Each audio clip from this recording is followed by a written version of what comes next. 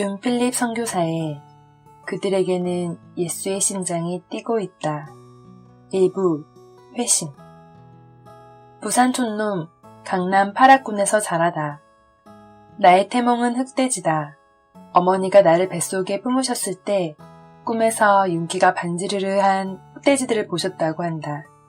태몽 덕분에 어머니는 내가 아들인 줄 짐작하셨단다. 그러면서 내심 흑돼지가 한 마리도 아니고 때로 몰려 있었으니 필시 난 놈이 태어날 거라는 기대를 품고 10달을 기다리셨다고 한다. 하지만 어머니의 예상은 절반만 맞았다. 나는 4.3kg의 우량아로 태어났지만 소위 난 놈은 아니었다.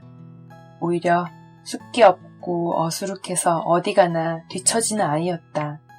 대신 욕심은 돼지처럼 대단했다. 소심해서 누구에게 속 시원하게 표현하지 못했지만 부러운 것도 많고 하고 싶은 것도 많아서 마음이 항상 들썩였다. 하지만 그때는 무엇이 내 마음을 뒤흔드는지 그 정체를 몰랐다. 어느 날 우연히 어느 목사님께 태몽을 말씀드렸는데 그분의 해석을 통해 내 마음의 뿌리를 알게 되었다. 목사님은 돼지는 탐욕스러운 동물이고 검은색은 어둡고 세상적인 것을 상징하는 것이라고 하시며 하나님을 알기 전에는 내 마음이 흑돼지처럼 세상적인 욕심으로 가득했지만 이제는 하나님을 향하고 있으니 그 큰 욕심만큼 큰 일을 하지 않겠냐며 격려해 주셨다. 맞다. 나는 흑돼지처럼 탐욕스러웠다. 돈, 명예, 성공에 대한 욕심이 끝이 없었다. 좋아 보이는 것은 무엇이든 다 빨아들여서 내 것으로 만들고 싶었다. 문제는 욕심에 비해 능력이 턱없이 부족했다. 손자 사랑이 크신 할머니 덕분에 강남 파락군에 있는 학교를 다녔지만 초등학교 6년 동안 나는 친구들과 눈도 제대로 못 맞추는 숙맥이었다. 내가 초등학교에 입학할 무렵 할머니는 큰아버지와 함께 대치동에서 살고 계셨다. 부산에서 태어나 그곳에서 가정을 꾸리신 아버지와 달리 큰아버지는 서울대학교 상대를 졸업하고 대기업에서 초고속 승진을 하시며 서울에 자리를 잡으셨다. 할머니는 큰아들과 편하게 살기를 마다하시고 대치동에 작은 집을 마련하여 부산에서 전전긍긍하시는 둘째 아들인 우리 아버지를 부르셨다. 오로지 나와 동생을 좋은 학교에 보내고 싶은 마음 때문이었다. 할머니는 나에 대한 기대가 크셨다. 하지만 함께 살면서 나를 겪어보시더니 푸나 라고 부르시며 잦은 한숨을 쉬셨다. 푸는 팔푼이의 줄임말이었다. 욕심이 많아서 뭐든 하겠다고 덤비지만 여물지 못해 실수투성인 나는 언제나 할머니의 아픈 손가락이었다. 5명의 손주 중에서 내가 제일 어벙하였다. 할머니는 항상 해벌쭉 입을 벌리고 있는 내 아랫입술을 세게 잡으시면서 입술 단디해라 라고 하셨고 아버지는 흐리벙덩한 나의 동태눈을 보실 때마다 칫솔로 눈을 바닥바닥 닦으라고 하셨다. 학교에 가서 잘 적응이나 할지 모르겠다고 걱정하셨던 할머니의 예상대로 나는 학교 생활을 잘하지 못했다. 사람들과 눈을 마주치는 게 부끄러워 공부 시간은 물론 쉬는 시간이나 등 하교 때도 항상 땅만 쳐다보고 다녔다. 초등학교 때는 등수를 매기지 않아서 성적을 몰랐는데 중학교에 가보니 거의 꼴찌였다. 우리 중학교는 농구부, 태권도부가 유명해서 밤마다 운동부가 5명에서 10명씩 있었는데 내 등수는 항상 그 친구들 바로 앞이었다. 나는 충격적인 성적표를 받고도 놀라지 않았다. 초등학교 6년 동안 강남에서 살았지만 나는 여전히 부산 촌놈이었다. 사는 세계가 다르니 성적이 뒤떨어지는 건 당연했다. 내가 여름방학마다 동해바다에서 새카맣게 살을 태우는 동안 같은 반 아이들은 미국이나 유럽을 여행을 하고는 백옥같이 하얀 피부를 자랑하며 학교로 돌아왔다. 노는 스케일도 달라서 생일 파티에 50명이 넘는 반 아이들을 다 초대하는 학생도 있었다. 5 식구가 모여도 복잡거렸던 우리 집과 달리 친구네 집은 반 아이들이 다 들어가도 여유로웠다. 그렇게 부유한 아이들이다 보니 회장선거 공약도 거창했다. 교문 앞에 횡단보도를 놓겠다고 하더니 실제로 학교 앞에 건널목을 만들었다. 나 같은 촌놈은 눈이 휘둥그레질 일들을 눈 하나 깜짝하지 않고 해내는 아이들을 보며 나는 점점 더 움츠러들었다. 다행히 성품이 밝고 긍정적이었던 친구들은 나를 따돌리거나 소외시키지 않고 함께 놀아주었다. 그래서 성적이나 친구 때문에 불행하거나 우울한 적은 없었다. 다만 나의 못난 외모 때문에 괴로웠다. 당시 부시맨이라는 영화가 인기였는데 원시부족의 왜소한 몸과 새카만 피부, 못생긴 얼굴이 영락없이 나와 닮았다. 그 영화를 보면서 나는 어떻게 해서든 하얀 피부를 가져야겠다고 결심했다. 그래서 중학교 때부터는 얼굴을 태우지 않으려고 체육 시간에 나무 그늘 아래에 앉아만 있었다. 그렇게 2년 동안 그늘만 찾다 보니 다행히 뽀얀 피부가 살짝 올라왔다. 그러면서 내 고개도 들려지고 자신감도 붙고 말수도 늘었다. 그렇게 학교에 적응하나 싶었는데 이번에는 성적이 발목을 잡았다. 내가 2학년 때 연년생인 동생이 중학교에 입학했는데 첫 시험에서 13등을 했다. 그것은 내게 엄청난 충격이었다. 죽어라 공부해도 50명 중에서 35등 안으로 진입하지 못했던 나에게 13등은 전교 1등만큼 비현실적인 등수였다. 당시 나는 반에서 10등만 해도 천재라고 생각했었는데 알고 보니 동생이 거의 천재였던 것이다. 나랑 맨날 뒹굴고 놀던 아이가 어떻게 그런 점수를 받았을까? 서울 친구들은 당연히 공부를 잘한다고 생각했지만 동생이 천재의 범위 안으로 들어가자 마치 세게 뒤통수를 맞은 것 같았다. 그래서 공부에 박차를 가했다. 매일 밤 1시 30분까지 독서실에서 공부와 씨름했다. 그때 나는 날마다 셔터 닫는 소리를 들으며 독서실을 나왔다. 그럴 때면 하루를 꽉 채워 살았다는 생각에 마음이 얼마나 뿌듯했는지 모른다. 그렇게 꾸준히 공부하자 속도는 느렸지만 등수가 서서히 올랐다. 중학교 1학년 때 37등으로 시작해 2학년 때는 22등, 3학년 때는 17등 안에 진입하더니 고등학교 1학년 때 급기야 11등, 9등을 했다. 드디어 나도 천재의 범위에 근접한 것이다. 그리고 고등학교 2학년 때는 7등을 했다. 그걸 받고 얼마나 좋았던지 성적표를 보고 또 봤던 기억이 난다. 50명 중에 내 앞에 6명밖에 없다는 사실이 너무나 신기했다. 중학교 1학년 이후로 성적이 한 번도 떨어지지 않고 계속 올랐기 때문에 내 앞에 6명 중에 몇 명은 더 제칠 수 있을 거란 기대에 가슴이 설렜다. 게다가 그때는 외모도 훤칠했다. 고등학생이 되고부터 밤마다 아령 200개씩, 팔굽혀기 40개씩 해서 몸에 근육도 붙고 키도 자라서 그토록 바랐던 멋진 외모를 갖게 되었다.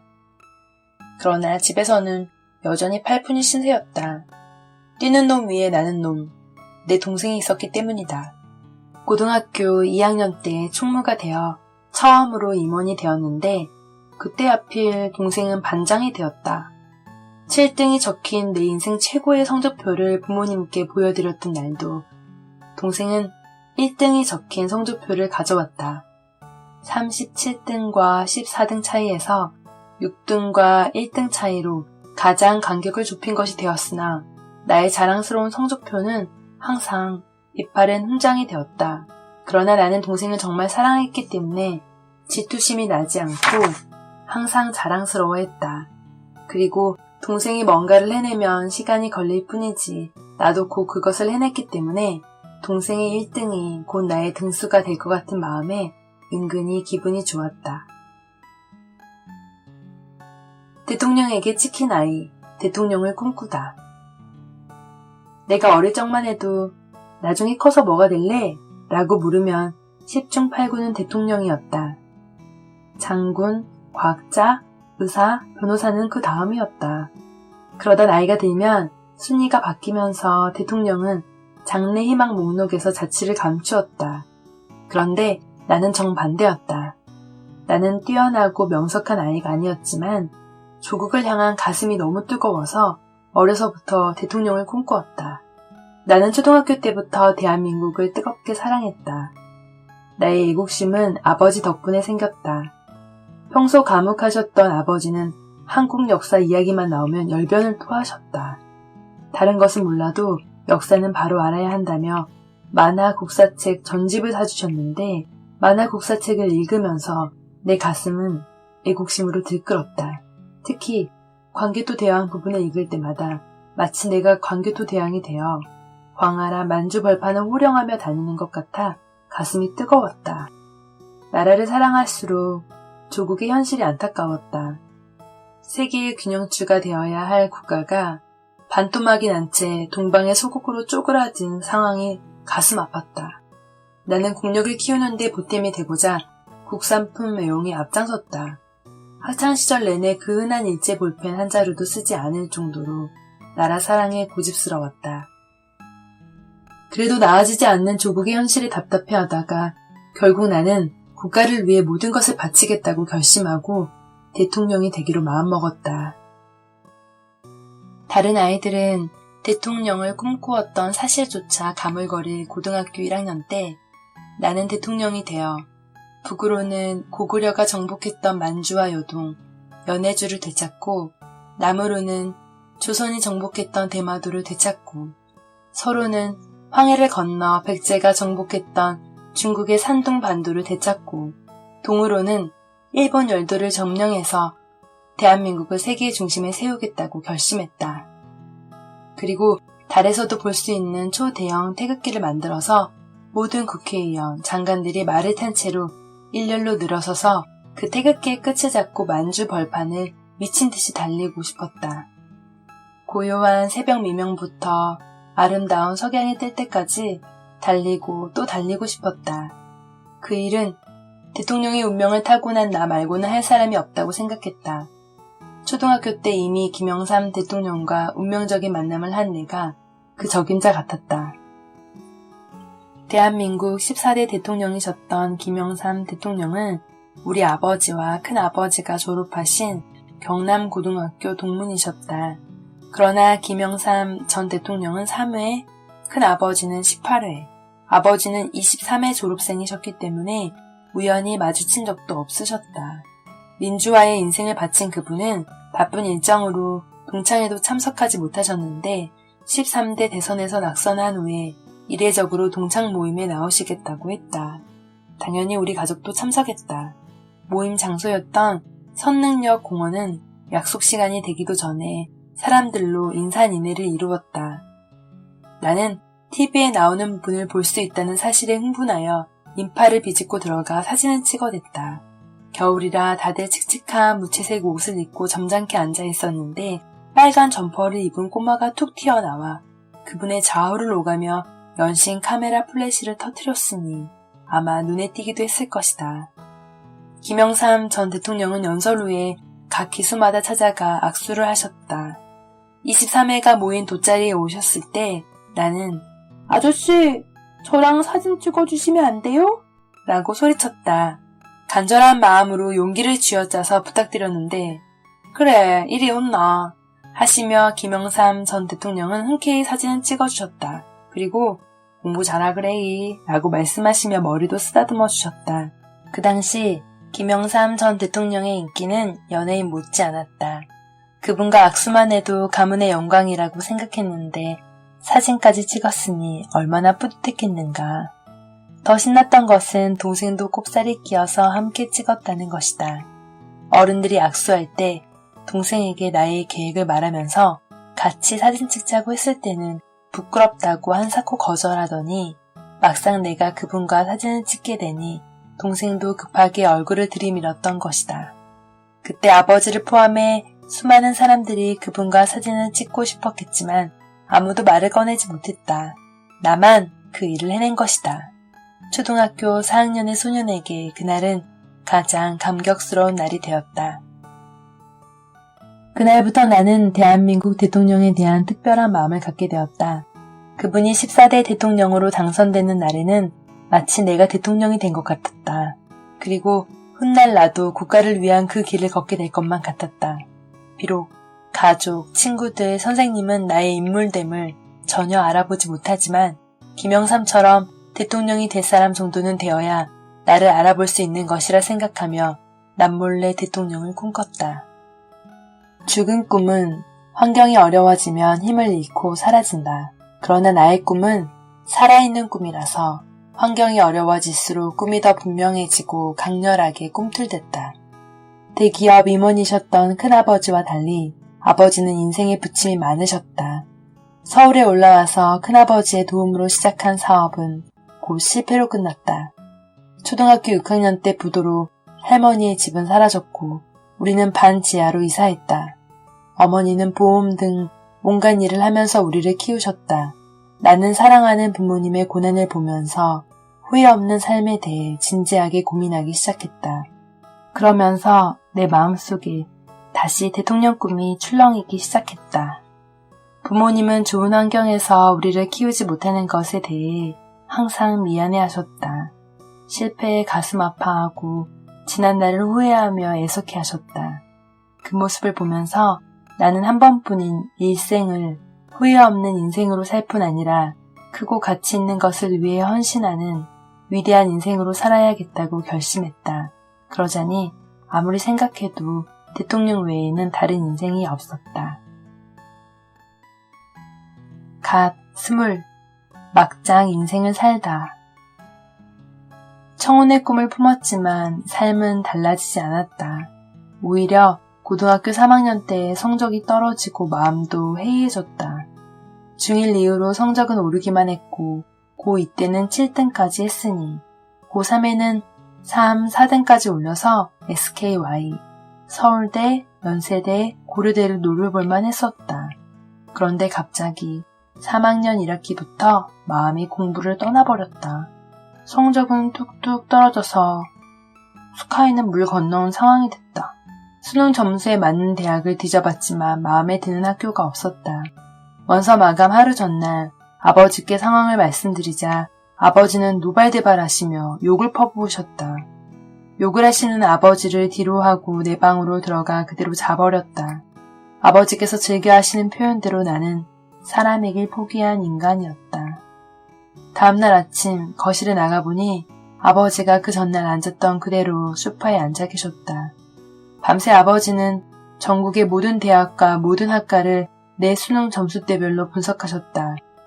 밤새 몇 갑을 피우셨는지 탁자 위 재떨이에는 담뱃재가 수북했다. 아버지는 나를 보시고 한마디 하셨다. 너한테 딱 맞는 대학이 있다. 세종대 건축학과에 가라. 당시 건축가 열풍이 대단했기 때문에 아버지의 친구가 건축과에 가면 취업 걱정은 없다고 말씀하셨던 것이다. 그래서 아버지는 밤새 서울에 있는 대학교 중에 건축학과가 있는 학교를 찾으셨다. 그날 나는 아버지와 함께 세종대에 가서 특차로 원서를 냈다. 그때 내게 좋은 대학교라는 것은 남들보다 주색 잡기 등의 유용을 더 잘할 수 있게 해주는 조건에 불과했다. 나의 진정한 꿈인 대통령이 되기 위해서는 어느 대학, 어느 학과에 가든 아무런 의미가 없었다. 나는 될 대로 되라라는 심정으로 세종대에 건축학과에 지원했는데 놀랍게도 단번에 붙었다. 그때는 내 점수가 높아서 합격했다고 생각했는데 알고 보니 내가 커트라인이었다. 당시에는 특차가 일반 지원보다 점수가 약 20점 높았기 때문에 자신이 없으면 차라리 일반 지원을 하고 논술을 준비했다. 그런데 나는 특차 지원생들 뿐 아니라 일반 지원생들보다도 점수가 낮았다. 학교마다 건축과의 점수는 높았지만 세종대는 그 해에 건축과가 신설되었기 때문에 등잔 밑에 감춰진 학과인데다 서울에 있는 대학교의 건축과라서 학생들이 지레 겁을 먹고 지원하지 않았는지 특차 합격선이 형편없이 낮았다. 나는 내신을 위해 학교 시험과 수능을 준비하면서 틈틈이 논술까지 공부하는 학생들을 보고는 질려버려서 나는 절대 저런 짓은 안 할 것이라고 마음먹고 일찌감치 논술에서 손을 훌훌 털었다. 그렇게 한쪽 길을 잘라버렸으니 특차 외에는 대학에 갈 수 있는 길이 없었다. 내가 대학에 입학한 것은 기적이었다. 생각해보라. 아버지가 입시 전문가도 아니고 고3 담임도 아니신데 어떻게 점수 분석을 탁월하게 하셨는지 그것은 지금도 인간의 논리로는 설명할 수 없는 기적이다. 그렇게 아버지의 신의 한 수로 대학에 입학했으니 감사한 마음으로 학교에 다니는 게 마땅한데 나는 대학생이 되자마자 본격적으로 허랑방탕하게 살기 시작했다. 매일 학교는 갔지만 강의실이 어딘지도 모르고 술, 노래, 게임, 도박으로 밤을 새고는 조선 팔도를 내 집 삼아 아무데서나 등을 붙이고 잤다. 세상에 온갖 헛된 짓을 하고 다니는 나의 일행들을 친구들은 쓰레기 5라고 불렀다. 그중 나는 쓰레기 넘버 3였다. 온갖 헛짓거리로 인생을 탕진하는 장남을 보며 부모님은 답답해하셨다. 성적도 안 되는 놈을 어렵사리 대학에 넣었더니 공부는 안 하고 나쁜 짓만 골라하니 목장이 터지셨을 것이다. 부모님은 어떻게든 나를 사람으로 만들어 보려고 항상 잔소리를 하셨다. 그럴수록 나는 반항의 강도를 높였다. 아버지가 왜 11시에 들어오냐? 라고 화를 내시면 다음날은 12시에 들어갔다. 왜 12시에 오냐? 라고 하시면 다음날은 1시에 들어갔다. 2시, 3시. 나중에는 아예 외박을 했다. 외박을 했다고 화를 내시면 3일 후에나 집에 들어갔다. 화를 내실수록 일이 커지니 그 후로 아버지는 귀가 시간에 대해 일절 말씀하시지 않으셨다. 망나니가 된 아들 때문에 집안은 전쟁터로 변했다. 모든 원인은 내게 있었지만 나는 이렇게 시끄러운 집 구석에서 도저히 살 수 없다고 생각하고 집을 탈출하기로 결심했다. 그래서 2학기 등록을 포기하고 재수를 선언했다. 아버지는 세종대 건축학과도 간신히 들어간 놈이 무슨 재수냐. 재수를 하려면 처음부터 세종대에 들어가지 말던지 라고 화를 내셨지만 나를 세종대에 집어넣은 것은 아버지잖아요. 저 아까우면 아버지가 다니시던지요. 라고 응수하며 재수를 결정해버렸다. 6개월 동안은 열심히 공부했다. 집을 나가 제대로 놀기 위해 재수를 결정했지만 그렇다고 아무 학교나 들어가서 놀고 싶지는 않았다. 현역 때는 대학과 학과 선택을 온전히 아버지께 맡겼지만 재수 때에는 모든 선택권을 현역으로 수능을 본 동생에게 맡겼다. 내가 내세운 조건은 2가지였다. 첫째, 학교가 무조건 집에서 멀어야 하고 둘째, 논술은 싫으니 무조건 특차여야 한다고 했다. 동생은 고심 끝에 인하대학교 재료금속과를 찾아냈다. 형, 인하대는 인천에 있으니 합법적으로 독립할 명분이 있어. 그리고 인하대는 인천에서 제일 잘 나가는 대학이고 바닷가랑 가까우니 형이 좋아하는 여자들을 꼬시고 놀기에 안성맞춤이야. 공대니까 취업도 문제 없을 거고 공과 중에서는 재료금속과 점수가 제일 낮으니까 쉽게 합격할 거야. 동생의 말을 들으니 매우 그럴싸했다. 내가 내세운 2가지 조건을 만족할 뿐 아니라 여자를 만나기에도 안성맞춤이고 유흥에도 올인할 수 있으니 더 이상 고민할 게 없었다. 가려운 곳을 긁어준 동생이 고마웠다. 나는 인하대 재료금속학과에 특차 지원을 했고 합격했다. 그러나 인하대에도 적응하지 못했다. 1살 어린 내 동생 또래와 같은 학과 친구로 지내자니 자존심이 허락하지 않았다. 대학은 술맛으로 다녔는데 동생들과 마시려니 술맛이 떨어져 흥이 나질 않았다. 그래서 오후 늦지막히 일어나서 인하대에 잠깐 들렀다가 오후에 서울로 건너가서 세종대 친구들과 술 마시고 놀았다. 그렇게 살다 보니 1학기에 학사 경고를 받았다. 아버지는 펄펄 뛰며 화를 내셨지만 학교가 너무 멀어서 힘들다는 내 말에 곧 수긍하셨다. 그리고 아버지는 등하교 아는데 왕복 3시간이 넘으니 아마 공부에 집중할 수 없었을 거라며 학교 앞에 하숙집을 얻어주셨다. 호랑이에게 날개를 달아주고 술 취한 사람에게 노래를 틀어줬으니 그 다음은 어땠을지 상상에 맡기겠다. 2학기부터는 방탕의 끝을 달렸다. 결국 2학기도 학사 경고를 받았다. 1학기 때는 무방비 상태에서 우편으로 학사 경고 서류가 집으로 날아와 화를 면치 못했지만 2학기 때는 주도 면밀하게 대비했다. 먼저 학교에 전화해서 성적 통지서를 발송하는 날짜를 체크했고 위조한 성적 증명서를 미리 만들어 놓았다. 인쇄소에 가서 학교 마크를 찍은 후에 칼로 점선을 만들어 잘라내고 종이를 찢어서 학교에서 발송하는 서류와 똑같이 만들었다. 그리고 꾸기 뒷주머니에 며칠간 놓고 다녀서 최대한 자연스럽게 만든 후에 성적표를 아버지께 보여드렸다. 아버지는 매우 만족해하셨다. 역시 하숙을 하니까 공부할 시간이 늘어나서 성적이 좋아졌구나. 감쪽같이 속으신 아버지 덕분에 나는 하숙을 계속할 수 있었고 용돈을 올려받으면서 방탕의 수위를 점점 높여갔다. 세종대 때부터 될 대로 되라는 식으로 인생을 장난같이 살았으니 부모님은 두 손, 두 발 다 들어버리셨다. 어머니는 나를 인간 말종이라고 부르셨고 아버지는 개 돼지라고 하셨다.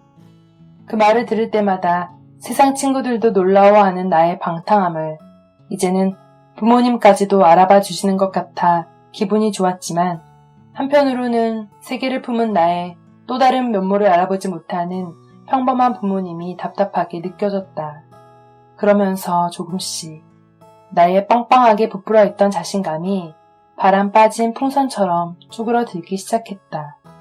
그때까지 나는 내 인생에 대해 자신이 있었다. 내가 원하면 언제든 다시 비상할 수 있다고 생각했다. 고등학교 3학년 때만 빼면 학창시절 5년 내내 성적이 오르지 않았던가. 하지만 조금씩 어긋난 길은 내가 원하는 방향과 점점 더 멀어져 갔고 방탕한 생활 속에서 출구를 찾지 못해 헤매는 내 모습을 발견하게 되었다. 제발 저 좀 데려가 주세요. 나는 인생을 도박이라고 생각했다. 도박의 원리는 간단했다. 돈을 딸 때는 상관없지만 잃기 시작하면 더 큰 손해를 보기 전에 빨리 그만두는 게 상책이다. 나는 도박을 할 때 재미를 보는 편이었다. 대학 시절 내 인생은 판돈이 털린 도박판 같았다. 꿈은 대통령이었지만 현실 속에 나는 인간 말종의 인간 쓰레기였다. 그런데 상황을 뒤집을 반전의 카드가 내 손에 없었다. 그것이 가장 절망적이었다. 인생은 한 번뿐인데 꿈과 반대 방향으로 흘러가는 걸 지켜보며 나는 더 험하고 더러운 꼴을 보기 전에 추잡한 인생을 빨리 접는 것이 상책이라고 생각했다. 내 인생이 취해질수록 자살 욕구는 점점 커졌다. 1999년 21살 겨울이었다. 2회 학사 경고를 받았지만 괴념지 않고 방학 때 부지런히 술을 마시러 다녔다. 밥을 먹은 날이 손에 꼽을 정도로 술에 절어 살았다. 그 당시 내 삶은 퍽 단순했다. 학기 중이든 방학 때든 나는 오후 늦게 일어나 당구장이나 PC방에 잠깐 들렀다가 해가 지면 술집으로 직행했다. 그리고 술자리가 파하면 술 기운에 유서를 쓰는 게 전부였다. 친구들과 어울려 술은 즐겁게 마셔도 비틀거리며 집으로 돌아올 때는 항상 죽음을 생각하며 부모님께 드리는 마지막 편지를 혼자서 읊조리며 돌아오곤 했다. 그러던 어느 날이었다. 그날도 새벽 3시쯤 비틀거리며 집으로 돌아와 방에 불을 끄고 혼자 앉았다. 평상시처럼 책상 위에 스탠드만 켜놓고 다리는 꼬아서 책상 위에 길게 뻗어 올렸다.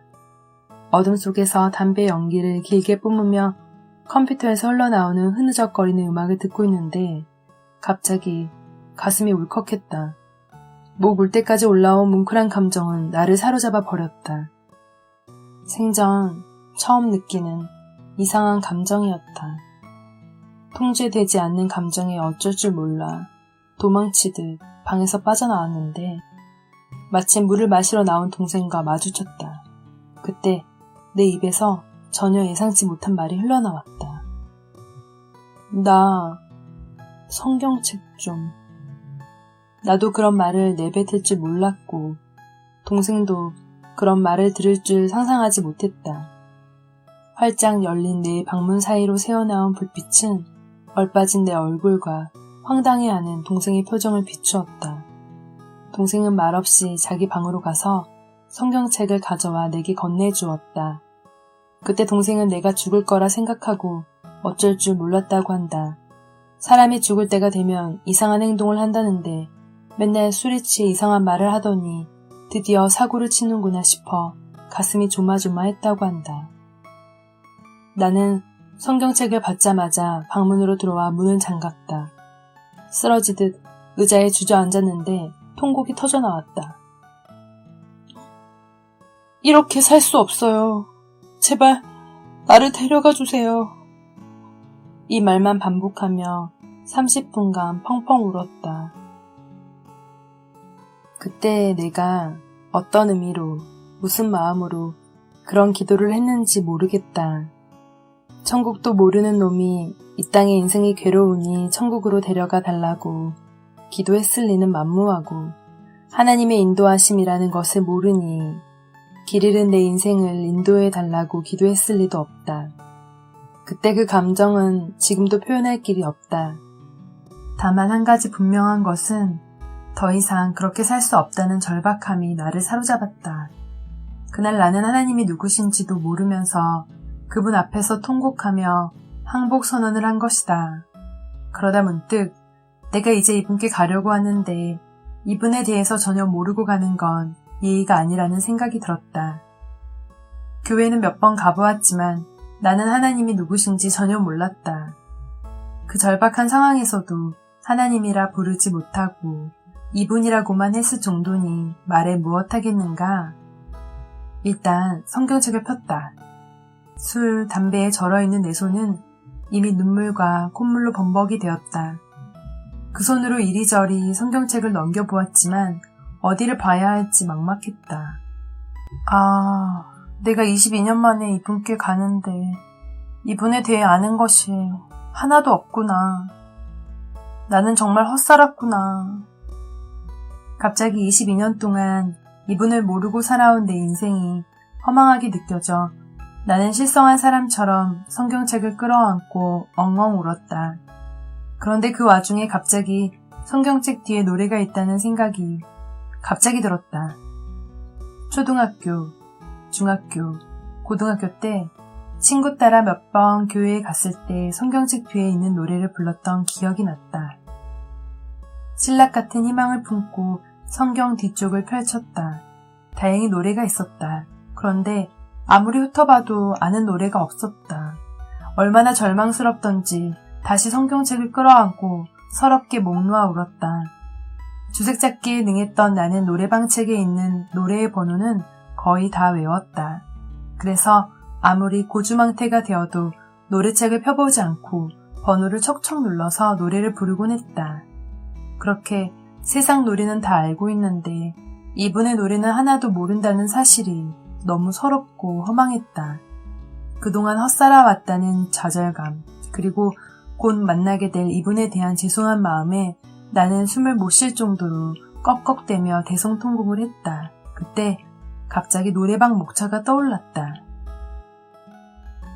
노래방 책에 목차가 있다면 분명히 성경책에 있는 노래도 목차가 있을 거라는 생각이 들었다.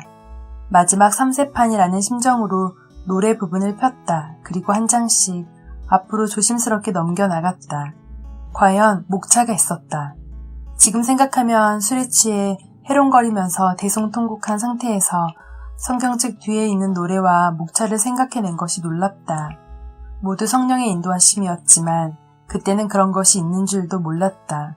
그저 자살을 앞둔 절박함과 북받치는 서러움, 이분에 대한 죄송함, 혹시나 하는 기대감이 뒤섞여 제정신이 아니었다. 나는 목차 제일 위에 있는 노래부터 떨리는 손가락을 짚으면서 조심스레 내려나갔다. 기억부터 순서대로 제목을 살피며 내려가는데 갑자기 고요한 밤, 거룩한 밤이 눈에 확 들어왔다.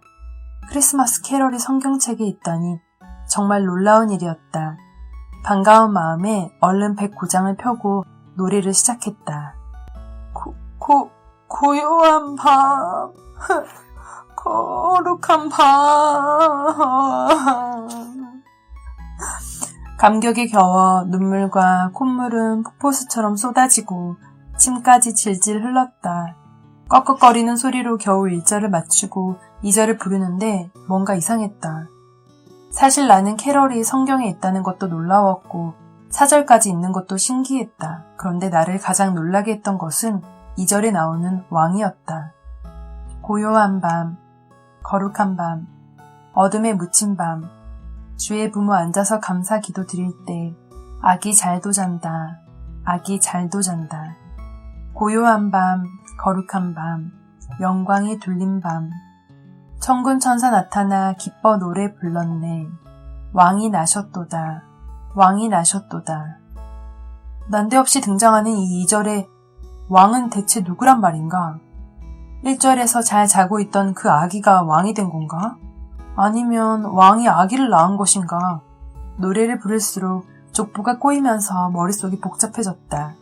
나는 끝내 그 아이가 예수님이고 예수님이 왕이라는 사실을 몰랐다. 고요한 밤, 거룩한 밤을 찬송가가 아닌 세상 노래로 알았다. 크리스마스에 아기들이 행복하게 잠을 잘 잔다는 자장가 노래인 줄 알았는데 왕이 나셨다니 어찌 당황스럽지 않았겠는가. 그래도 4절까지 불렀다. 음정과 박자도 엉망이고 목까지 쉬어 돼지 멱다는 소리였지만 끝까지 다 부르고 나니 이젠 됐다는 생각이 들며 안도의 한숨이 나왔다. 그리고 다음날 아침 나는 동생에게 나 이제부터 교회 가 라고 말했다. 꿈도 인생도 버리고 마지막에는 목숨도 버리려고 했던 1999년 겨울밤. 나는 친히 내 방으로 찾아오신 주님을 그렇게 만났다. 서욱이 형이 교회에 왔다면서? 성경을 끌어안고 펑펑 울면서 캐럴을 불렀던 날은 금요일에서 토요일로 넘어가는 새벽이었다. 토요일은 완전히 탈진해서 온종일 자고 다음날 동생과 함께 교회에 갔다. 처음으로 내 발로 자원해서 교회에 갔다. 사실 동생이 다니던 양재동의 교회는 4개월 전에 동생의 강권에 못 이겨 한 번 왔었다. 동생은 나보다 1년 먼저 교회에 나갔다. 모든 사람의 기대를 받았던 동생에게 대학 낙방은 큰 좌절이었다. 친구들은 서울대에 연고대에 입학했지만 동생은 서울대는커녕 지원한 4개 대학에서 모두 떨어졌다. 낙심한 동생은 혼자 강남역을 배회하다가 노방 전도하는 자매에게 붙잡혔다. 하필 엄청나게 집요한 전도꾼에게 걸려서 빠져나가지 못한 것이다. 자매는 크리스마스 이브에 교회에 오라고 동생을 설득했다. 그런데 동생은 크리스마스 이브에 교회에 가면 친구도 없는 한심한 사람으로 보일 것 같아서 크리스마스 날에 가겠다고 대답을 했다고 한다. 크리스마스에 가나 이브에 가나 친구가 없어 보이기는 매 한 가지인데 똑똑한 동생이 왜 그런 황당한 생각을 했는지 이해가 안 된다. 그 모든 것이 우리 가족을 구원하시려는 성령의 인도하심이었으리라. 약속을 중시하는 동생은 크리스마스에 교회에 갔다. 그리고 그때부터 무엇에 홀린 사람처럼 교회에 나갔다. 1월부터 재수 공부를 시작하면서 매일 저녁 기도회에 참석했는데 얼굴이 점점 환해졌다. 그때부터 동생은 종종 내 방에 들어와서 하나님을 사랑해서 행복하다고 말했다. 그 말을 들을 때마다 나는 기분이 묘했다. 눈에 보이는 여자랑 사랑하기도 바빠 죽겠는데 보이지도 않는 신을 사랑하다니. 아무리 생각해도 동생이 제정신이 아닌 것 같았다. 그러나 동생이 절망감에서 빠져나와 기쁘게 재수를 하고 있으니 동생이 믿는 신이 좋은 분인 것은 틀림없어 보였다. 게다가 나는 동생을 워낙 사랑했기 때문에 동생을 대적하거나 내쫓지 않고 동생이 스스로 내 방에서 나갈 때까지 이야기를 다 들어주었다. 그러다가 결국 그해 8월에 교회에 끌려갔다. 억지로 교회에 끌려갔으니 영 쑥스럽고 어색했다. 그래서 예배당 오른쪽 제일 뒤에 있는 출입문 앞에 혼자 앉았다. 찬양이 끝나고 목사님이 강대상에 오르셨는데 새 가족을 환영한다면서 내 이름을 부르셨다. 전도를 그렇게 잘하는 교회에 그날따라 처음 온 사람이 나 하나뿐이었다. 앞에서 찬양하던 찬양팀들이 어느새 내 옆에 와서 섰고 종교인 300명이 나를 향해 일제히 뒤로 몸을 돌렸다. 그리고 나를 향해 두 손을 활짝 펴더니 노래를 부르기 시작했다. 당신은 사랑받기 위해 태어난 사람. 세상에나 어디를 봐야 할지, 누구를 봐야 할지, 숨은 어떻게 쉬어야 할지 하나도 생각이 안 나면서 머릿속이 하얘졌다. 인생 최고의 민망함을 경험했다. 바지에 똥을 싸도 그보다는 덜 민망했을 것이다. 그때 나는 그 사람들이 나한테 대체 왜 그러는지 이해할 수가 없었다. 나를 한 번도 본 적 없는 사람들이 내가 교회에 왔다는 사실에 기뻐서 어쩔 줄 모르겠다는 표정으로 노래를 부르고 내 바로 앞에서 동생이 눈물이 그렁그렁한 채 코끝이 빨개져서는 감격에 겨워 노래를 부르고 있었다. 기쁨에 젖은 얼굴, 감격에 겨운 눈, 동생의 그 표정을 지금도 잊을 수 없다. 동생은 교회에 다니자마자 하나님과 첫사랑에 빠졌다. 동생은 매일 저녁 기도회에 참석했고 노방 전도를 했다. 그리고 1년 동안 50명 이상 전도했지만 동생이 가장 전도하고 싶었던 사람은 나였다. 전도 대상자 리스트에 내 이름이 가장 첫 번째로 올라와 있었다고 한다. 동생이 나를 위해 어떻게 기도했고 사람들에게 어떻게 기도 부탁했는지 모르겠지만 성도들은 나를 다 알고 있었다. 내 얼굴을 모르는 어떤 청년들은 내가 옆에 있는 줄도 모르고 오늘 서욱이 형이 교회에 왔다면서? 라고 말하며 자기 일처럼 기뻐했다. 그때는 그 모든 것이 오글거리고 민망하기만 했다. 예배 후에 구역을 배정받았는데 거기에 생각지도 않았던 사람이 있었다. 교회에 나가기 직전에 세종대 친구 문성윤과 3대의 소개팅을 했는데 여자분들이 마음에 들지 않아 술맛이 떨어졌다. 술맛이 없으니 취하지 않았고 그런 술을 마시는 것이 아까워서 여성분들을 일찌감치 안전하게 귀가시켜드렸다. 그래서 친구와 둘이서 청승을 떨며 술을 마시는데 우리 옆 테이블에서 두 남자가 제법 술을 맛있게 마시고 있기에 내가 호탕하게 합석을 신청했다. 한 명은 동갑이고 한 명은 형이었는데 다시 볼 사이도 아니었기 때문에 서로 부담 없이 신나게 술을 마셨다. 술값도 형이 내주셨기 때문에 우리는 부담 없이 2차까지 땡겼다. 그런데 그 동갑이었던 친구가 우리 구역에 있는 게 아닌가? 그도 1년 만에 교회에 왔다면서 나를 보더니 슬쩍 고개를 돌렸다. 서로 민망하고 어색한 가운데 나는 다시는 그 교회에 나가지 않겠다고 마음먹고 집으로 왔다. 하지만 4개월 후 나는 하나님의 강권적인 역사를 경험하고 엉엉 울면서 내 발로 교회를 갔다. 모든 것이 하나님의 은혜이고 또 동생의 눈물 어린 기도 덕분이었다. 동생이 나를 포기하지 않고 기도했기에 우리 가족 모두 구원받을 수 있었다. 동생은 나는 부모님을 전도했다. 두 아들의 신앙생활을 반대하며 핍박하셨던 어머니는 지금 매일 3시간씩 기도하는 중보자가 되셨다. 현재 어머니는 나와 필리핀을 위해서 매일 1시간씩 기도하신다. 그리고 2015년 5월 25일에 권사 직분을 받으셨다. 교회가 두 아들을 망쳤다며 망치를 들고 교회에 찾아가 불을 지르겠다고 하셨던 아버지 역시 같은 날 안수집사 직분을 받으셨다.